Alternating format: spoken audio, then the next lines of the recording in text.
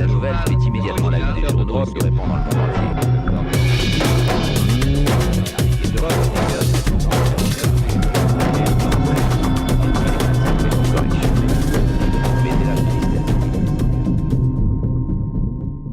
Je vais maintenant passer la parole à Stéphane Courtois, qui est à ma droite, qui va nous parler des mafias et du crime organisé dans l'ancienne URSS. Alors, je regrette que Jean de Maillard soit parti parce qu'on aurait pu rouvrir le débat qu'il avait esquissé hier, parce qu'il nous expliquait que la mondialisation et au fond le libéralisme favorisait la mondialisation de la criminalité.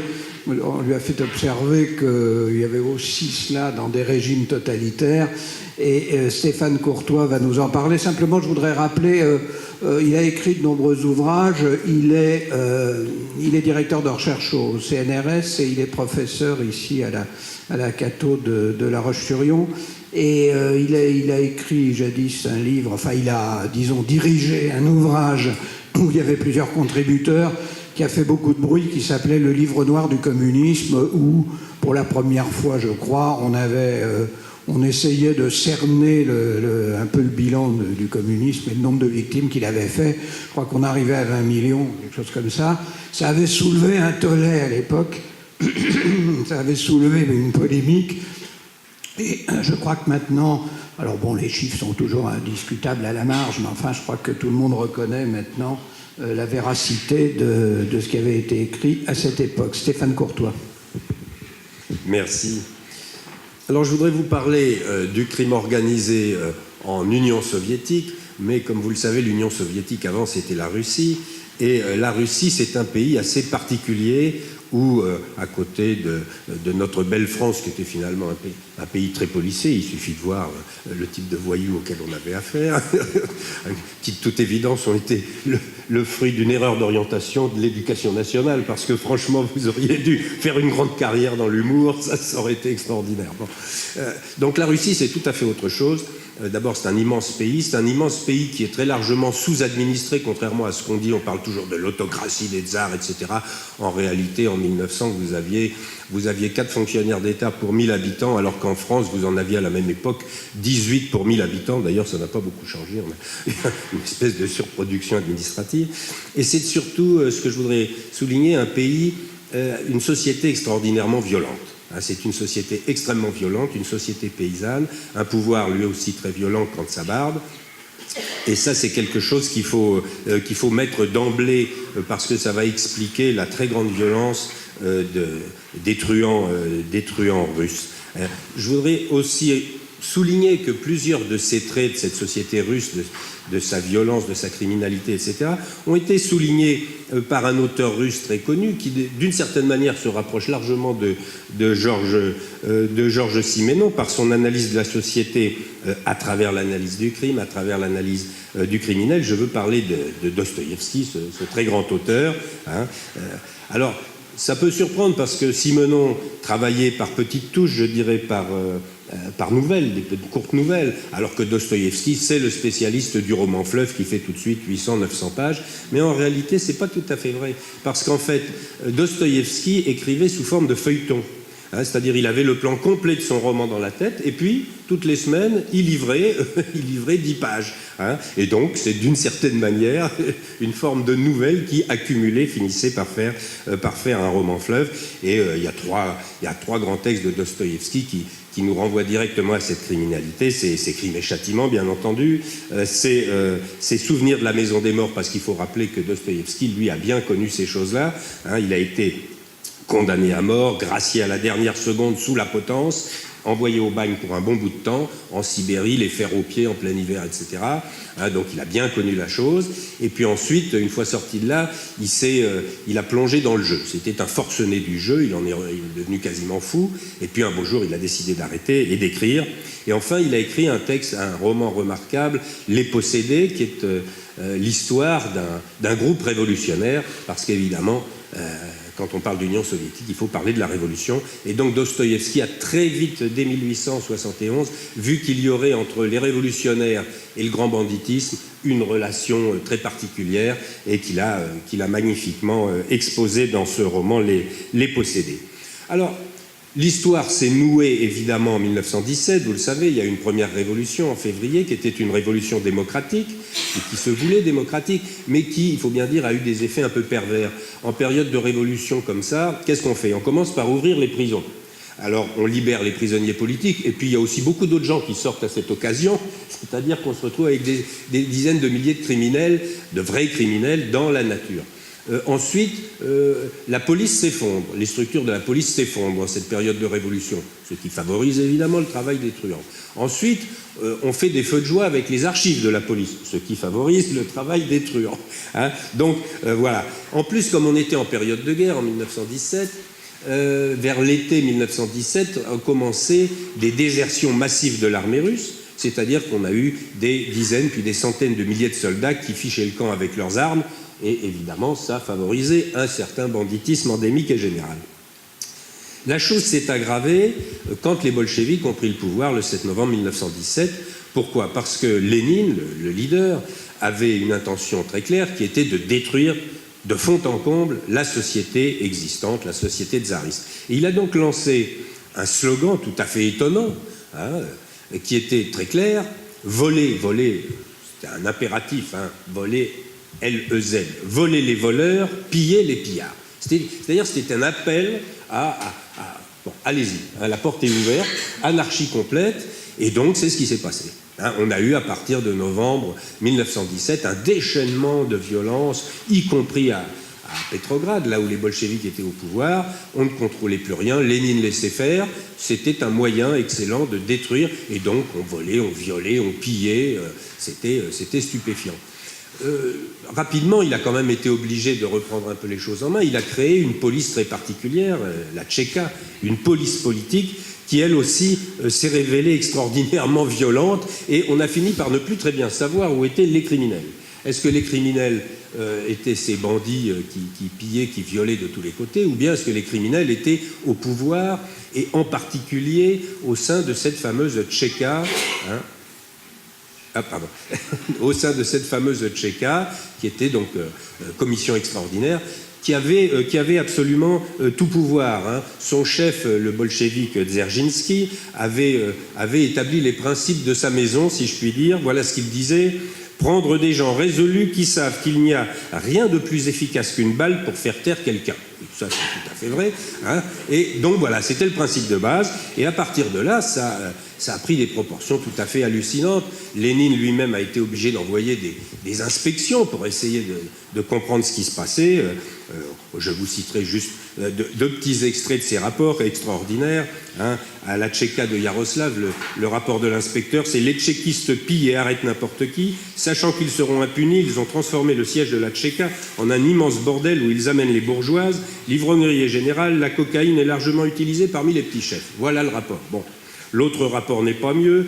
Un personnel composé majoritairement d'éléments douteux, voire criminels. Les beuveries, les orgies sont quotidiennes. Presque tous les tchéquistes font une forte consommation de cocaïne. Cela leur permet, disent-ils, de mieux supporter la vue quotidienne du sang. Oui, ça c'est vrai que quand on assassine, ivres de violence et de sang, les tchéquistes font leur devoir, mais sont indubitablement des éléments incontrôlés qu'il est nécessaire de surveiller étroitement. Bon, ça fait rire. Quand on sait ce qui se passait sur place, c'était véritablement, pendant cette guerre civile des années 18-22, aussi bien du côté du pouvoir que du côté du grand banditisme, c'était un déchaînement absolu de violence, d'autant que Lénine avait, dès 1917, abrogé le code pénal. Donc, entre 17 et 22, il n'y avait plus de code pénal, ce qui simplifiait évidemment le travail de tout le monde et dans tous les sens. Voilà. Alors, je voudrais maintenant venir à un cas un petit peu particulier, mais qui est extrêmement intéressant, qui est la présence de ce grand banditisme au cœur d'un des grands phénomènes de l'Union soviétique et de l'ensemble des régimes communistes, qui est le système concentrationnaire qu'on a l'habitude d'appeler plus simplement le goulag. Et au sein du goulag, eh bien, les truands, les bandits, les bandes organisées, parce que là, il y avait de vraies bandes organisées, avait un rôle tout à fait particulier. Hein. Alors je voudrais juste évoquer le nom d'un... Ma science du goulag vient en partie d'un Français peu connu, mais dont justement je voudrais ici citer le nom, qui s'appelait Jacques Rossi, qui était né en 1909, qui était un agent du Comintern, de l'internationale communiste, un agent secret qui, étant polyglotte, parcourait toute l'Europe avec des papiers secrets, etc., et ne s'était jamais fait prendre. Sauf qu'en 1937, il a été rappelé à Moscou, et que là, boum, évidemment, là, il s'est fait prendre. Hein, et c'est un homme qui a fait 20 ans de goulag, qui a survécu, qui a fait 5 ans de relégation, donc 25 ans, qui a réussi finalement à s'exfiltrer, entre guillemets, et à finir sa vie tranquillement en France en 2004. Et j'avais longuement rencontré cet homme. Il a publié un livre tout à fait étonnant qui s'appelle « Le Manuel du goulag », qui a d'ailleurs été traduit dans de nombreuses langues, parce que véritablement, il avait une science du goulag formidable, et évidemment une science formidable des voyous au goulag. Alors il faut savoir que dans le système soviétique et en fonction de l'idéologie des communistes, qui mettait-on dans ces camps de concentration et selon quelle loi? Eh bien, selon une loi très simple qui était en gros 2 articles.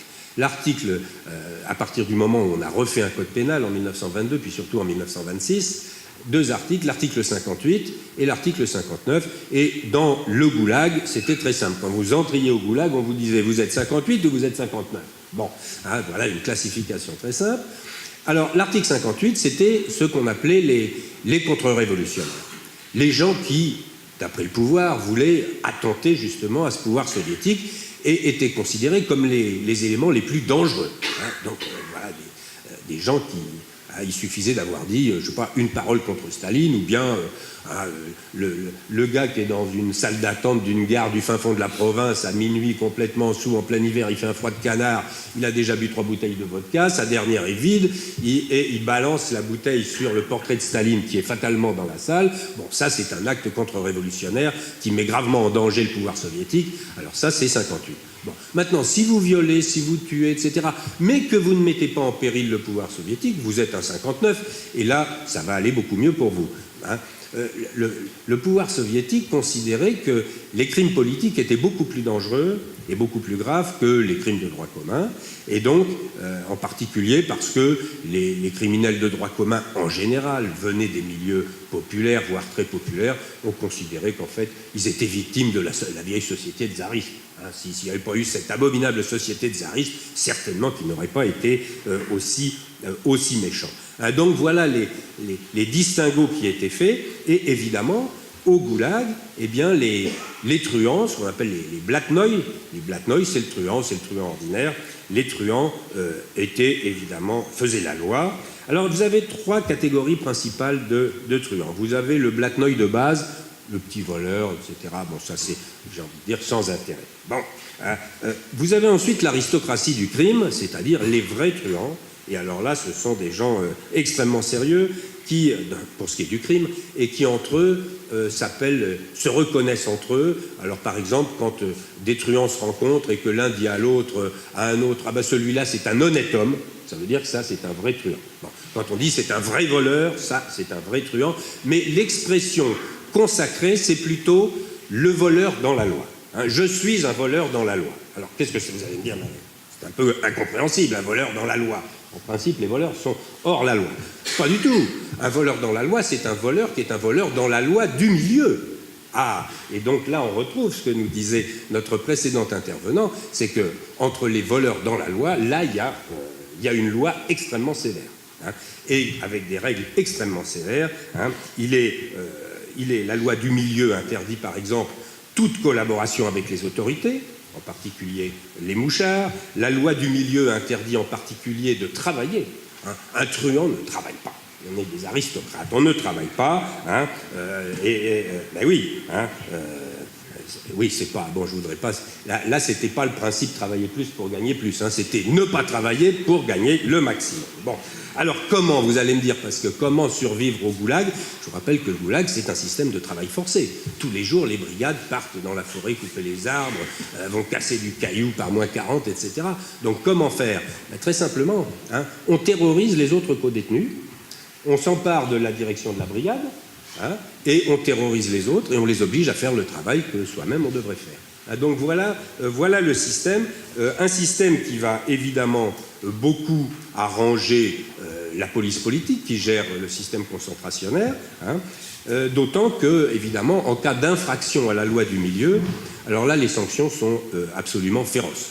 Hein. Il y a un tribunal d'honneur, vous êtes convoqué, alors soit il se révèle que ce qu'on vous a reproché n'existe pas, bon, ça se passe bien, soit vous avez fait une peccadille, là on vous exclut du milieu, soit vraiment il y a une faute contre la loi du milieu, alors là c'est très simple, c'est décapitation. Hein. Il n'y a pas... l'un des principaux outils au goulag, c'est la hache. Hein, pour couper les arbres, il faut des haches. Donc, des haches, il en traîne partout. Et à tout moment, eh bien voilà, on décapite. Hein, on décapite celui qui a enfreint la loi du milieu. Et on doit apporter la tête au juge. Au juge, entre guillemets, bien entendu, c'est-à-dire les juges du milieu. Hein. Alors, vous me direz, c'est une pratique qu'on a déjà vue en France vers 1793-94. Hein, on montrait des têtes sur la guillotine, bon. Donc voilà, ça c'est l'aristocratie du milieu, et c'est elle qui contrôle les camps en réalité, l'administration des camps se tenant un petit peu, c'est-à-dire la police politique se tenant à l'écart. Troisième catégorie de ces truands, ce sont ceux qu'on appelle les chiennes. Vous avez compris, il n'y a pas besoin d'être un grand psychanalyste pour comprendre ce que signifie le terme de chienne. Ce sont des voleurs dans la loi qui ont enfreint la loi du milieu, mais qu'on n'a pas réussi à punir, parce qu'il y a des circonstances diverses et variées. Hein. Et alors là, les voleurs dans la loi vont organiser une véritable guerre à mort contre les chiennes, mais les chiennes, il y en a de plus en plus, parce que la police politique a besoin de quantité de mouchards, etc. Et donc on va assister dans les camps, en plein goulag, à de véritables batailles rangées entre les voleurs dans la loi et les chiennes, des batailles qui sont des batailles à mort. Hein. Il n'y a pas de prisonniers là-dedans. On s'entretue littéralement. Ça peut durer pendant plusieurs jours. Ça arrange l'administration. Hein. La police politique laisse faire. Bon, quand vraiment il ne reste plus que quelques combattants, alors bon, là on les ramasse, hein, bon, et on met fin à l'opération, mais ça a permis d'éliminer quelques dizaines, voire quelques centaines de ces truands. Alors ce qui frappe chez ces truands, c'est la violence tout à fait extraordinaire, je dirais même la sauvagerie, qui conduit la plupart du temps à l'assassinat. Et pour une raison d'ailleurs assez simple, c'est que de 1926 jusqu'au changement du code pénal en 1960, l'assassinat d'un autre détenu au goulag entraînait une peine de 3 à 5 ans de camp. Donc, finalement, très peu de choses. Hein, c'est une babiole. Bon. Alors, vous allez me dire pourquoi assassiner ? Ces truands, ces voleurs dans la loi, mais les chiennes aussi, avaient beaucoup de raisons d'assassiner. Bon, bien entendu, règlement de compte personnel, bien entendu pour s'emparer du bien d'autrui. Hein, vous avez un gars qui arrive de Saint-Pétersbourg et qui est envoyé au goulag en plein hiver, il est parti avec son gros manteau, etc. Bon, c'est très bien, allez hop, on va lui piquer ses bottes, on va lui piquer son manteau, on va lui piquer sa chapka. Bon, pour ça, quick, un bon coup de rasoir et c'est terminé. Il y a beaucoup d'assassinats, par contre, qui peuvent vous paraître bizarres, pour des dettes de jeu. Les truands, ne travaillant pas, passent leur temps à jouer, ils jouent aux cartes, et ça c'est très très sérieux. Hein, les dettes de jeu, ce sont des dettes d'honneur absolument incompressibles. Donc, vous devez impérativement payer vos dettes de jeu. Alors, en général, il y en a un qui perd, il perd beaucoup, on est en plein hiver, il perd sa chapka, il perd son manteau, il perd ses bottes, il se retrouve à poil, bon, il a tout perdu. Alors, et à ce moment-là, on lui dit, bon, mon petit gars, tu vas peut-être pouvoir récupérer tous tes habits, mais il va falloir que tu zigouilles quelqu'un. Alors, ils sont dans la baraque en train de jouer, bon, alors on dit, tiens, quand la brigade va rentrer du boulot, tu vas zigouiller le 15e qui va rentrer. On ne sait pas qui c'est, aucune importance, c'est au hasard. Alors, le perdant tue son 15e impétrant, qui lui n'était au courant de rien, le pauvre malheureux, et à ce moment-là, il a payé sa dette de jeu, donc il récupère ses habits, il peut se rhabiller, et tout rentre dans l'ordre. Vous le voyez, la vie d'un homme n'a strictement aucune importance chez ces gens-là. C'est pire que ça. Il y en a qui tuent pour être envoyés en justice. Si vous tuez, évidemment, vous allez être... il va y avoir un rapport à la direction de la police qui va vous envoyer en justice, Et à partir de ce moment-là, vous allez être mis en préventive. Ah, mais la préventive, c'est parfait. Vous êtes en préventive. Là, il n'y a plus de menace de travailler. Vous êtes en préventive, vous n'êtes plus au travail. Hein. En plus, l'ordinaire en préventive est meilleur que pour le détenu qui a refusé de travailler et qui, lui, est mis alors vraiment au cachot, à poil, par mois 40, etc. Donc, vous le voyez, il y a toutes sortes de raisons d'assassiner, et c'est véritablement le lot commun, hein, le lot commun, d'autant que, évidemment, la police politique s'en sert très largement. Hein. Alors, je ne voudrais pas abuser du temps, Monsieur le Président. Je ne voudrais pas que le Président applique des méthodes bolcheviques. Bon. Mais je pourrais encore vous parler... Oui, je n'en doute pas une seconde. Alors, je pourrais encore vous parler longuement de tout ça. Je pourrais vous parler de l'argot des truands russes, qui est un argot extraordinairement grossier. Hein. Bon, bien sûr, tous les truands ont leur argot, mais alors là, chez les Russes, ça prend des proportions considérables. Hein. C'est extraordinairement grossier, et surtout, ça s'enchaîne. C'est-à-dire qu'ils sont capables de vous injurier pendant 2 minutes en enchaînant une ribambelle d'injures plus grossières et plus atroces les unes que les autres. Je pourrais vous parler de la toufta. La toufta, c'est la manière dont, au goulag, tout le monde truque les chiffres, puisque donc c'est un système de travail forcé. Tous les jours, les brigades rentrent du travail et doivent faire un rapport. C'est en fonction du travail qu'elles ont produit qu'elles vont obtenir leur nourriture, parce que c'est ça le grand problème au goulag, hein, il faut survivre et il y a très peu à manger. Donc il faut trafiquer. Alors, là, il se passe des choses intéressantes, parce que vous avez à la tête des brigades des voleurs dans la loi, qui donc ne travaillent pas et passent leur temps à jouer, etc., et puis à terroriser tout le monde. Mais le soir, quand ils rentrent, il faut quand même faire le rapport à la police politique. Et souvent, les voleurs dans la loi vont sélectionner, parmi les zèques, comme on dit, les détenus, ils vont sélectionner un type intelligent qui est capable de faire des rapports totalement bidonnés. Hein. Et en fonction de ces rapports bidonnés, la brigade va obtenir une ration supérieure, elle a rempli le plan à 110%, etc., etc. Ce qui explique qu'à l'arrivée, ce goulag, c'est une des raisons pour lesquelles l'Union soviétique s'est effondrée, c'est que toutes les statistiques étaient bidonnées, de bas en haut, ça remontait jusque chez Staline, c'était toujours bidonné, hein, jusqu'au moment où, effectivement, à force de bidonner, on est suspendu dans le vide. Alors, je pourrais aussi vous parler encore de 2 petites choses.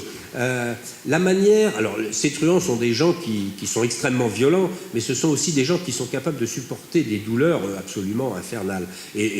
Alors, par exemple, quand un truand, un voleur dans la loi, apprend, parce que les voleurs dans la loi sont bien informés, ils ont des espions aussi partout, ils apprennent que, par exemple, il va y avoir un transfert. Le gars va être transféré vers un camp qu'il ne connaît pas, ou dont il sait qu'il est beaucoup plus dur, etc. Donc, il est impératif d'échapper à ce transfert. Comment faire ? Méthode très simple. Au moment où la brigade va partir au travail le matin, le gars se met sur son chalit et il se plante, excusez, les oreilles chastes, il se plante un clou de charpentier d'environ 15 cm qu'il a évidemment récupéré au préalable soigneusement. Il se le plante entre les testicules. Bon, oui, ça surprend. Alors, évidemment, d'abord, il ne peut pas quitter son lit. Alors ensuite, on appelle le médecin qui dit « je ne peux rien faire ». On appelle le charpentier qui, lui, est un professionnel et va délicatement enlever ce clou. Et puis ensuite, il y a toute une procédure qui s'engage et le gars, c'est terminé. Bon, son transfert, son dossier passe en dessous et c'est reparti pour 6 mois. Donc vous voyez... Alors la dernière chose dont je voudrais vous parler, c'est la vache. La vache, vous allez me dire, vous savez ce que c'est qu'une vache? Non, au goulag, faites attention. Si on vous dit que vous êtes la vache, faites très attention. Quand les truands, les voleurs dans la loi, ont décidé de s'évader, parce que de temps en temps, figurez-vous qu'ils en ont marre, ils ont envie de faire une petite sortie. C'est humain quand même d'aller voir un peu à l'extérieur. Alors je vous rappelle que tout ça, ça se passe dans des camps qui sont au milieu de la taïga, en pleine Sibérie, etc. Donc on va faire une petite sortie, on est 3 ou 4.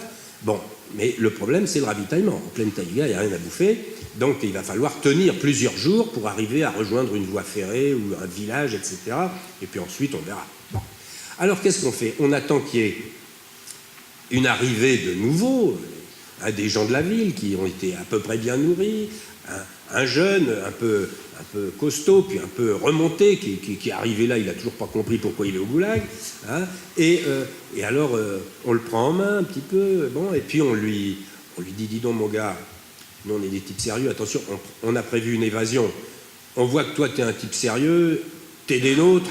Ah oui, je peux pas rester là. Le gars, au bout de 15 jours de goulag, il en peut plus, évidemment. Alors, les voilà qui s'évadent.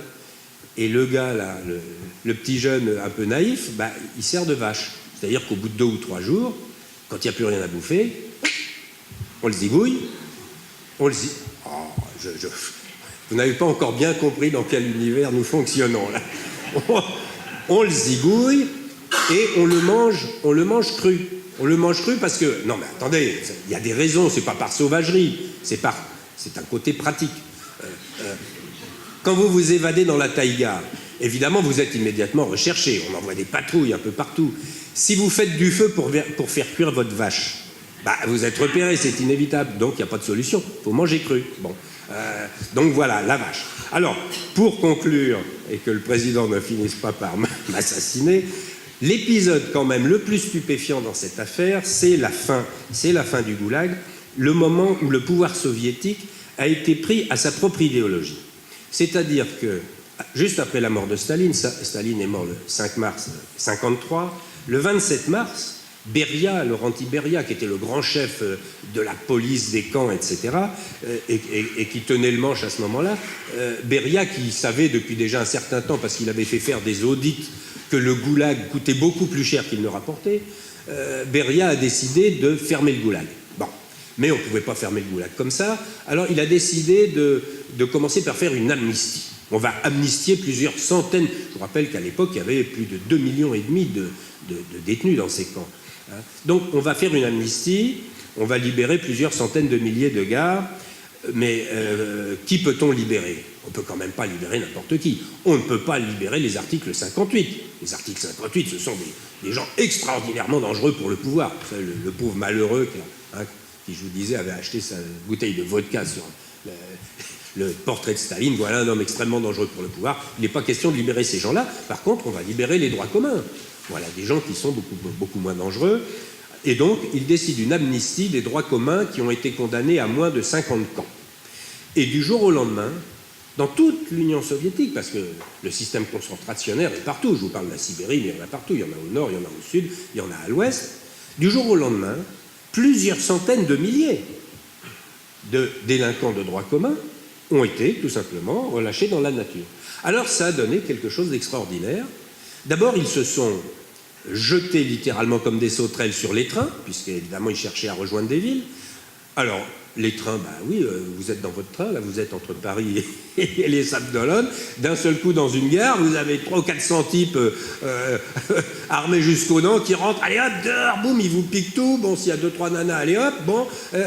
Donc vous voyez, ça commence comme ça, et puis bon, bah, le train il repart, et il débarque dans une gare d'une grande ville, une ville assez importante. Et alors là, c'est véritablement la mise à sac. C'est la mise à sac.